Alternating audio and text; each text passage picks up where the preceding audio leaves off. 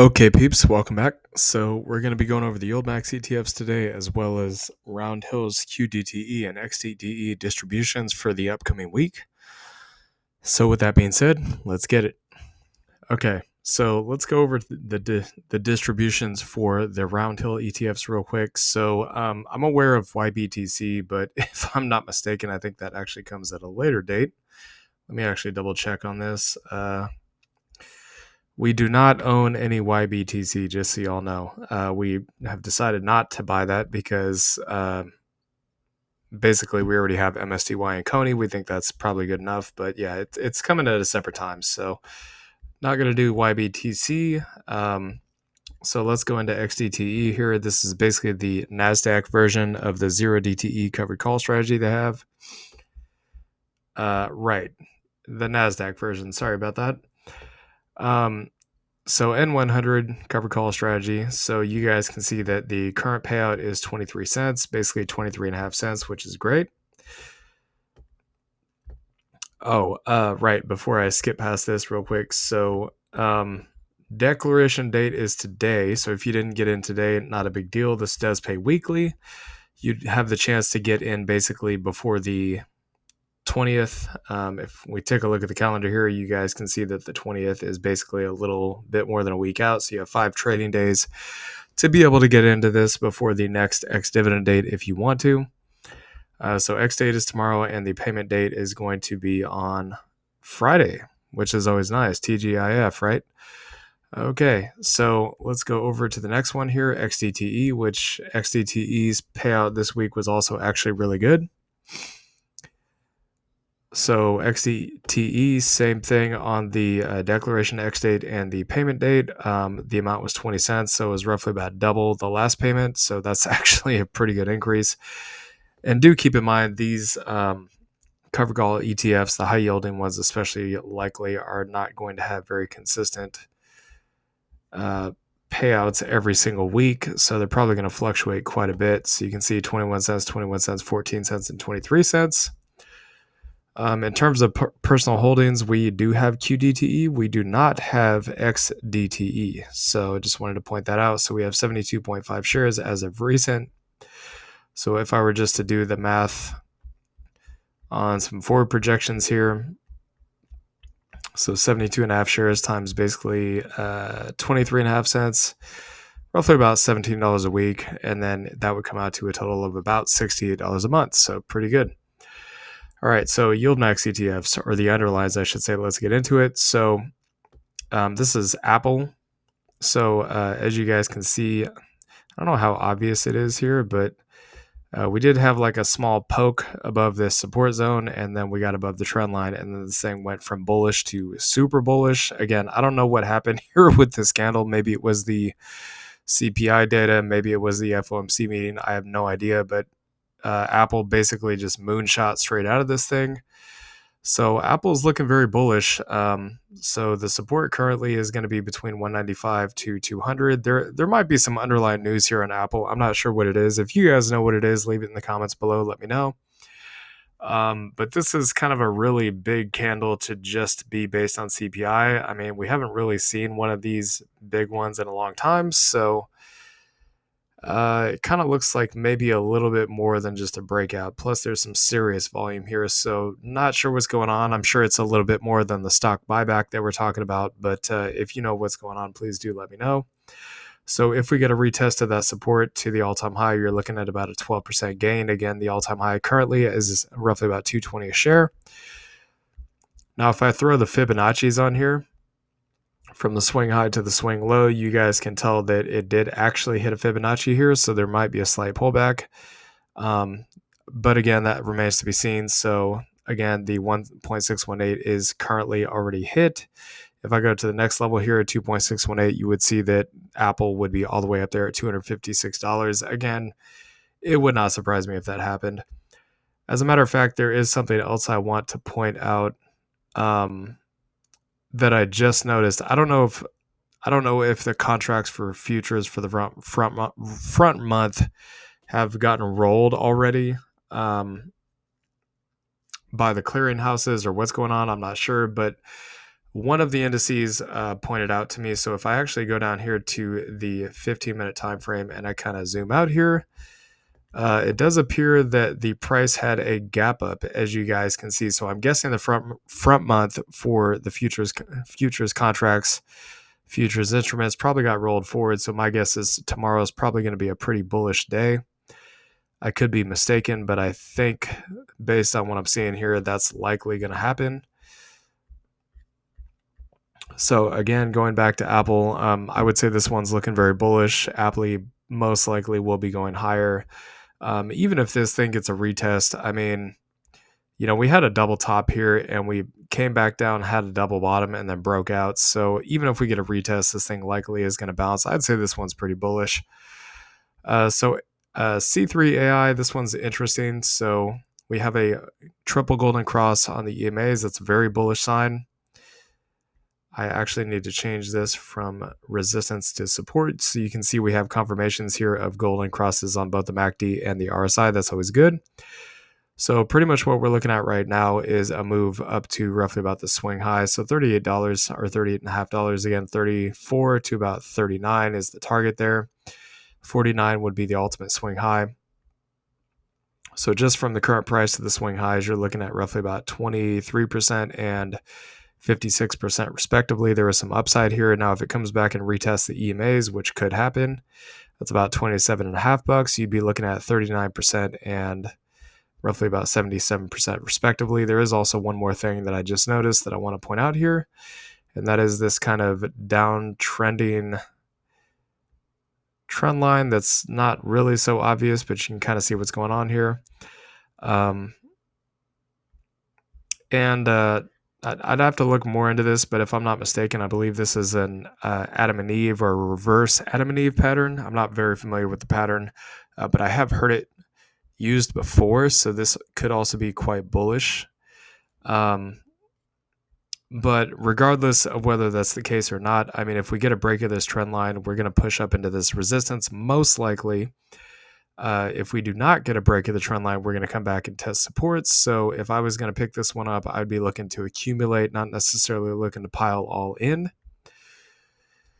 Again, nothing in this video is financial advice. I'm just telling you guys what I would do in these situations. You guys can do with that information what you want.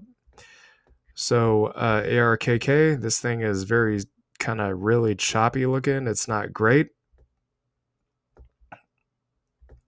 So it does look like there was some kind of, maybe perhaps some kind of channel being formed here. Again, it's not going to be exactly perfect, but you guys can kind of see it's has moved over time in between this channel. So pretty much the ultimate target up here would be about $60. And we are being held below the EMA. So currently sitting at support. So this thing could move up from here, but it's got to get above the EMAs to get there. So the resistance anywhere from $50 to about $54. I would say likely, I'm going to give you guys the targets right now, but I would just say likely the ARKK fund, OARK, the YieldMax ETF, more than likely these things are not going to start, this particular ETF is not going to start seriously ripping until the Fed begins cutting rates. Again, because a lot of the exposure they have is to small caps that are in the Russell 2000. I mean, they do have some Coinbase and some Tesla, if I'm not mistaken, but a lot of the other companies are very small companies that need those cheaper borrowing rates. So AMZN, this is actually looking quite bullish in my opinion. So we kind of have these tops being formed here. This could be like a little W pattern, which is a bullish pattern. If I were just to kind of draw it, you guys can kind of see it here. So that's what it would kind of look like. Again, we have this like flat top looking thing here. So price is basically just pushing into that flat top with the W pattern, and we do have a set of higher lows going on here, plus also this hammer candle at the bottom, which generally speaking is a very bullish sign. You can see we had another hammer candle back here.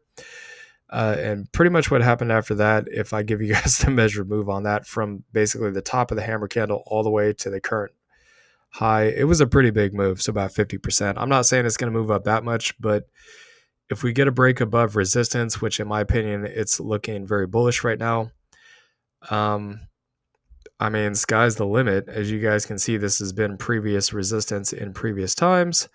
The more a level is tested, the more likely it is to break. So the more this is testing resistance, the more likely it is to actually get through that resistance, kind of like what we saw on Apple back here, and just start smashing to the upside. Okay.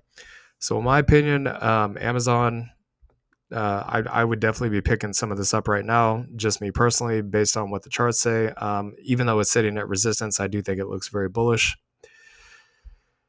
Coinbase. So Coinbase, I actually have a very similar um, take on this, just based on looking at this, as I do with Amazon. You can see it's not exactly the same with the charts, but we do kind of have a similar setup. So you can see this big, massive bull trend here. So low, high, higher low, higher high, higher low.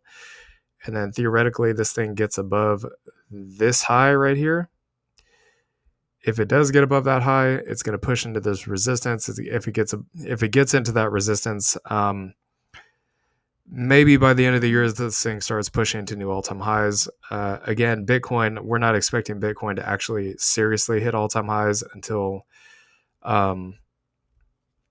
probably closer to the end of the year. The other thing I do want to point out here is a potential cup and handle. Again, it's not so obvious, but you basically have your handle pattern here, and this big ugly thing right here is actually a cup, or it could be considered to be a cup. Now, this is going to seem quite ridiculous. I don't know how likely this is, but I just want to point this out to you guys. If this happens, and again, of course, Coinbase is the custodian for a lot of these spot Bitcoin ETFs. I mean, we could be taking a look at a price target of $2,600. Again, I don't know how likely that is. We'll just focus on short-term targets for now, but I would say that Coinbase is looking very bullish. We have picked some up, and we're going to continue to do so. I don't see any reason why this thing can't go higher. At the very least, it moves all the way up to $282. At best case scenario, we're probably looking at, I would say, somewhere between anywhere in this resistance, so 305 to 374. I think likely it's probably going to push much higher to 374 than 305. Again, if it gets past kind of this area right here at the 280s, as you can see, it was held down here before. If it gets past there, likely 274 is going to be the next target. So from the current price to that wick high, about 13% move. However, if it goes from the current price all the way to this next major high up here, it's a 45% move. Okay, so Disney or DSO in this case. So we do kind of have a bull trend here. This is, I mean, it does look very good. Although the only thing I would say is it got rejected pretty bad off this resistance. So with this particular setup, I would probably just DCA in if I was going to buy this and be kind of expecting a pullback into support. Again, support is somewhere between $78 to about $88. The resistance is going to be roughly about 115 to 123. Kind of the thesis here is basically I would DCA in at the current price, kind of just buy slowly as it comes down, average down in the cost basis, and then eventually when it does kind of have this V-shaped recovery and rip, that's when theoretically it would be a good time to take profits. So from the current price to the swing high, you'd be looking at about a 24% move. Let's say it does get a pullback to just the top of support. Best case scenario, all the way to the swing high, about 42%. Google, this looks very bullish. We do have quite a bit of GUI. It has paid off nicely. I mean, we haven't taken any profits, but it's pretty much at break even. So got a break of this trend line, a gap up, and then it just tore straight to the upside. And I'm pretty sure that was on the back end of the whole Google becoming bullish on AI. Pretty much any company that says AI goes to the moon. But it's a big deal. I mean, like we told you guys a long time ago that we thought NVIDIA would be the kingmaker of the YieldMax ETFs. Well, same thing with NVIDIA. We think NVIDIA is going to be the kingmaker of the Mag 7 because, again, they were the ones that started developing the AI chips, the CPUs, GPUs, all that stuff years and years ago. So they're way ahead of the race.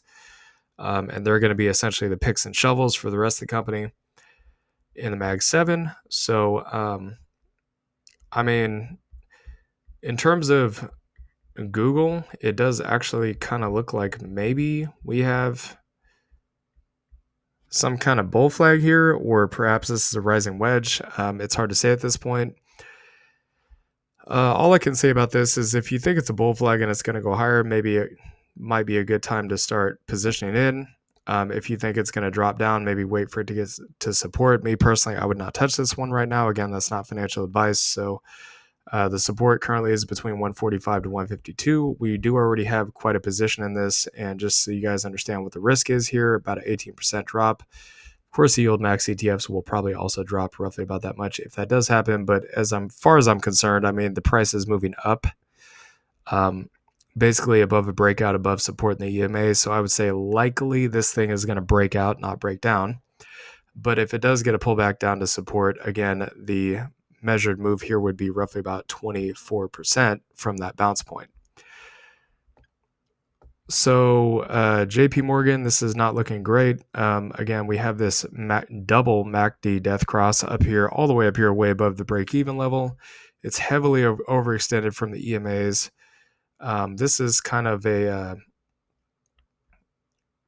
I don't know how to explain what this is. There was a very similar pattern on Bitcoin back during 2021, although it was a lot larger. I would say this is probably going to be a rising wedge.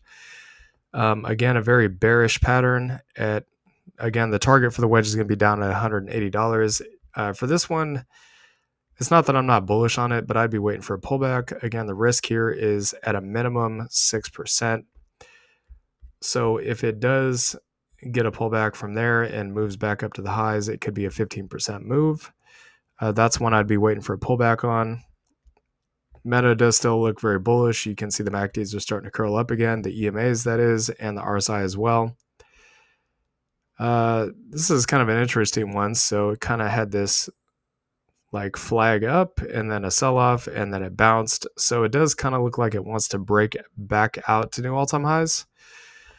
Personally, I just simply would not buy this one because, I mean, unless it's crypto related going into the end of the year, I just personally would not be comfortable buying something at all-time highs.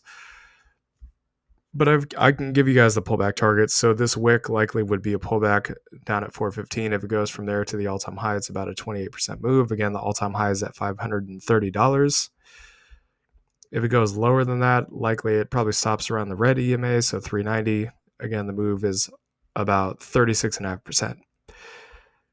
Microsoft, this one's looking very bullish. Both the MACD and the RSI look like they want to go into a golden cross here. But again, personally, I just would not want to buy this at all-time highs. If I was going to do this, I would buy like 1 or 2 shares of MSFO, and then I would slowly DCA as it comes down, and I'd be looking to kind of concentrate on other positions in the meantime. So if it does get a pullback, keyword if, probably going to get a pullback somewhere along this trend line, so maybe like about $410. It's not really that big of a move down, but it's still a decent move, so about 8%. Okay, so Moderna actually is very, very bullish looking. So we have a potential flag pattern here.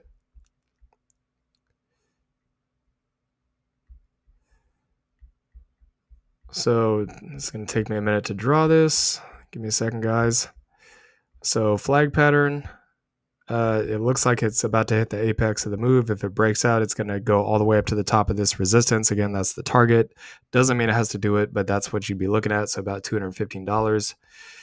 And so we did have a break of this inverse head and shoulders pattern as well. And you guys can see that it already hit the target as of recently. Plus we have the golden triple golden cross on the EMAs. The golden cross way back here on the MACD and the RSI after hitting oversold, which is always ideally a good time to get in. Not financial advice, but as you guys can see, every time it hit a low here on the RSI, it did have a pretty substantial bounce. So for this one, I'd be probably looking to just DCA in since the move has not yet been made. If it goes up, you're looking at a 50% move. If it comes back down, probably pulls back somewhere into the EMAs, so roughly about 21% to the downside.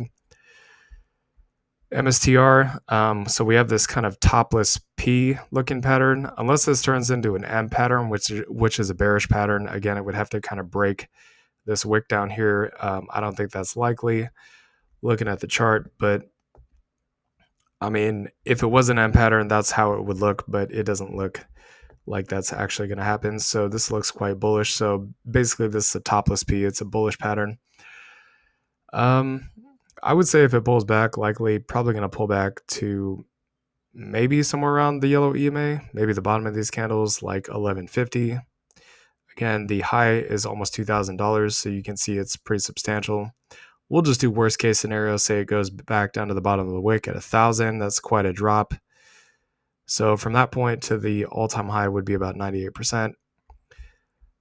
From the current price to the all-time high is still pretty substantial. It's about 25%. So Netflix, we are slowly pushing into all-time highs here. As you guys can see, we kind of pushed up, failed, and then bounced off the trend line, pushed up again, but we're at a higher level at this point. So it looks likely it wants to push into all-time highs. This thing could definitely go higher in my opinion. So just to get the move back up to all-time highs is 8%. If I were to take, let's say, a move on the Fibonacci's here from the recent swing high to basically the next level, you guys can see the next level on the 1.618 is also sitting roughly about all-time highs. So that does double confirm the potential move there. I just DCA into this one. I mean, it could pull back, it could go up. It's hard to tell at this point. It's not really a high probability scenario, but it does look bullish overall. Nvidia, this does not look great. So this is after the 10-to-1 stock split. This is a shooting star candle. It's a very bearish candle. I mean, unless that fills up to a big fat green candle by the end of the week, I would say likely it's going to pull back. Again, the support is somewhere between $77 to about $88. It's not uncommon for these things to sell off after a stock split. I wouldn't be surprised if this happened, to be honest. It's just another opportunity to accumulate. So the drop would be about 40%. Doesn't necessarily mean it has to go that low, but again, I got to be careful with what I say here. So usually a lot of people get hyped about a stock split, but what usually ends up happening is people that have been holding their shares for a long time, or they're looking to get out, they're going to look to get out when everybody FOMOs in. And with the stock split, it makes the shares cheaper for retail investors who have less money than whales to be able to buy this thing. And when they buy it, well, the whales are going to dump on their heads. So that's kind of pretty much what's going on here. However, if I'm wrong and this thing rips all the way back up to this wick high, that would put a massive 58% gainer on Nvidia. So it could happen. We still have 2 more days to find out. So PayPal, this one does slowly look like it was wanting to come up. I'm not super convinced here. For me personally, I would not be buying PYPY right now because it just does not look. There's no convincing setup here that's telling me that it's going to go higher. So again, kind of the bottom of the support here is going to be anywhere between the EMAs to the bottom of this range. So about $60 to $63. It's not really a huge drop from the current price. However, if we go back to the top of the resistance, it would be a massive move. So 31% or about $83 on PYPY. SQY, this one's basically doing nothing. It's going sideways. It is below the EMA. So if it comes back and retests, bears are probably going to want to sell this into support. So there could be a drop here coming in the near future. So if it does drop, roughly about 14% to the downside. But again, if you don't care and you're just in this for the passive income, that could just be another dip buying opportunity. So if it gets a swing from support all the way up to this previous high up here, you can see it would be a massive move, 60%. So that'd be about $88. So Tesla, Tesla's not doing much. I mean, there could be some kind of inverse head and shoulders pattern here, but it's not super obvious. I would say likely if this thing does bounce off of 170, it probably comes back up and tests somewhere around the top of this resistance. So about $200. I mean, you can see it was tested here before. I would still say that Tesla is long overdue for a squeeze to the upside. I mean, this thing has been just getting absolutely pummeled as of the last year or so. So, at a minimum of 15% move to the upside, I would say is likely. Actually, if I even let's see what the monthly looks like. So, yeah, I mean, you guys can see this thing has just been getting downtrodden for a long time. So, I want to take a look at the daily again. You guys know that previously we pointed out like sometime back here or back here, I can't remember exactly when, that I thought likely this thing was going to bounce because it hit oversold on the RSI, and it did, and it's kind of just riding support here. It's not really making a move up or down one way or another. There is also Tesla earnings that's coming up, so that's next month. Something to keep in mind that could be bullish for the stock. We'll just have to wait and see. As of right now, I would say I mean, in my opinion, it looks more likely to go up than down. I mean, it's just kind of bouncing off of support here. It's not really selling off, so that's, in my opinion, a bullish sign. ExxonMobil, mostly just going sideways. The thing I want to point out here is every time it hit resistance, it did have a massive sell-off. So at the very least, this thing maybe could pull back down to $100. I wouldn't be surprised. Usually oil only ends up pumping massively during something like a recession or an inflationary environment or war overseas or something like that. That's usually when oil goes to all-time highs. I suspect that's going to come to an end in 2025, but the drop on this thing would be about 9%. If there is a drop back down to that $100 level, which is possible, and it swings all the way back up to these highs, you'd be looking at 22.5% move on XOM or XOMO in this case. So kweb, which is the underlying for klip, the EMAs are starting to cross now. It does look like we actually have a triple golden cross. We're in the bull territory on both other indicators. We are currently getting a retest of the EMAs. So if it does bounce and push to a higher high, we could end up hitting the falling wedge target up here, which again is 35.80. So once again, I'll reiterate that could have some very bullish upside movement for the klip ETF. And one last thing I want to point out about kweb is this is a decade-long support. So every time it's hit this support since basically 2013, it's had a bounce. So bounce back here, bounce here, bounce here in 2022, again in 2022. Kind of have to zoom out here a little bit. So 2023 and once again in 2024. So we'll just have to wait and see on this one. But as far as I'm concerned, because this support has been so long standing, I would say this is pretty bullish. So anyways, this is the underlines for the YieldMax ETFs. Hope y'all enjoyed this content. Please like, comment, and subscribe, and we'll see y'all later. Peace.